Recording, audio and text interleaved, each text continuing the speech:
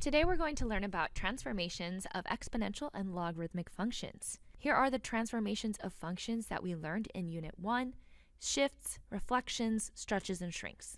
And here's how they appear on exponential functions, and here's how they appear on log functions. When you're graphing an exponential function with transformations, we have a, h, and k just like in previous functions. When you're graphing log with transformations, you also have a, h, and k. The only additional thing is b, which is either the base of your exponent or the base of your log. Describe the transformation of 1/2 to the x represented by 1/2 to the x minus 4. The difference between g of x and f of x is that g of x subtracts 4. When you subtract 4 from the function, that means a vertical shift. So g of x is just a vertical shift down 4 from f of x. So 1/2 to the x, I'll plug in -1, 0, and 1. 1/2 to the -1 is 2. 1/2 to the 0 is 1. 1/2 to the 1 is 1/2. Graph your exponential decay function. For g of x, we'll translate f of x 4 units down. Take each point from f of x and shift it 4 units down. This would be wrong. Remember, if your horizontal asymptote is at y equals 0, then shifted down 4 units, your new horizontal asymptote will be at y equals -4, which means this graph cannot cross that asymptote. For number 2, describe the transformation of e to the x represented by e to the x plus 3 plus 2. We have a plus 3 inside of the exponent. Plus 3 inside of the function is a horizontal shift. That is going to be a horizontal shift left 3. And adding 2 at the end of the function is a shift up 2. Begin by graphing e to the x. E to the 0 is 1. E to the 1 is 2.7.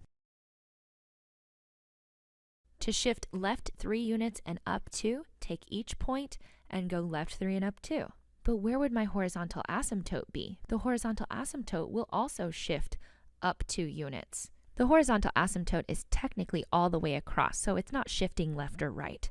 And because it only gives us end behavior, I'm just going to graph it near where the function gets close to it to keep it in mind as a boundary. So the horizontal asymptote is dependent on the vertical shift. Describe the transformation of f represented by g, then graph each function. E to the -x is just the decay version of e to the x. So when I plug in e to the -1, I would get e, which is 2.7.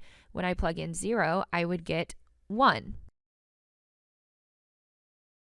But what's happening with g is that we're multiplying the function by -1/8, which includes a vertical shrink and a reflection about the x-axis. To vertically shrink by 1/8, I want to multiply the y value, the result, by 1/8. So let's just say I plugged in -1, 0, and 1, and I get the values for f of x. The g of x values will need to be an x-axis reflected and 1/8 vertically shrunk version of that number. So literally multiply the f of x or y value by -1/8. E times -1/8 is -e/8, then -1/8, and then -1/8e. Use a calculator to get some approximations, and then graph.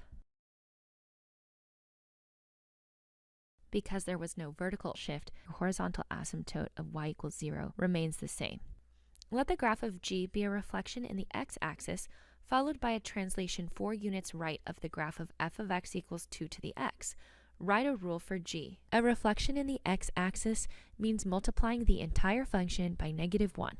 And after we do that, we're going to translate 4 units to the right. That means subtracting 4 from the x. Let's apply these transformations. The exponent was x. Now we plug in x minus 4. You could also write it like this to show that a is -1, the base of our exponent is not -2. For number 6, let g be a translation 2 units up followed by a vertical stretch by factor of 2 in the graph log base 1/3 of x.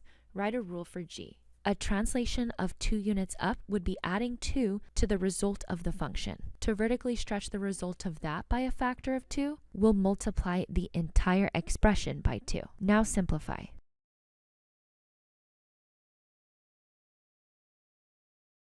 And we get 2 log base 1/3 of x plus 4.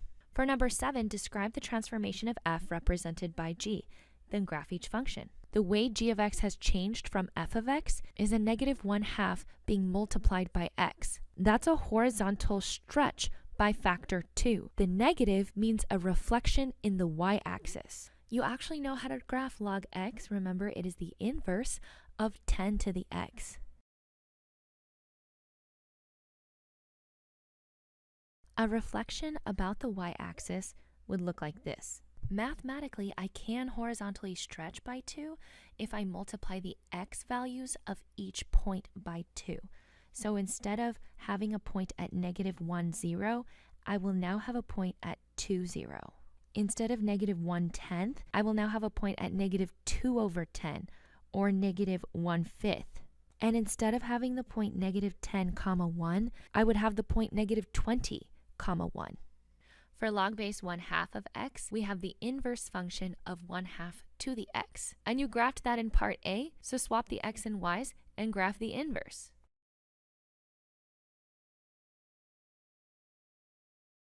So two transformations are happening. We're adding 4 to the x, which means we're shifting left 4, and we're multiplying the function by 2, which means we're vertically stretching by 2. A horizontal shift left 4 means we'll subtract 4 from each x value. And when we vertically stretch by 2, we'll multiply the y value by 2. So you can visually transform based on the graph, or you can algebraically transform. The point 2, negative 1 becomes 2 minus 4, 2 times negative 1, which simplifies to be negative 2, negative 2. Our next transformed point would be 1 minus 4, 2 times 0, which simplifies to be negative 3, 0. The third point, we would have 1/2 minus 4, 2 times 1. So negative 3.5, or 7/2, 2. These are the points for g of x.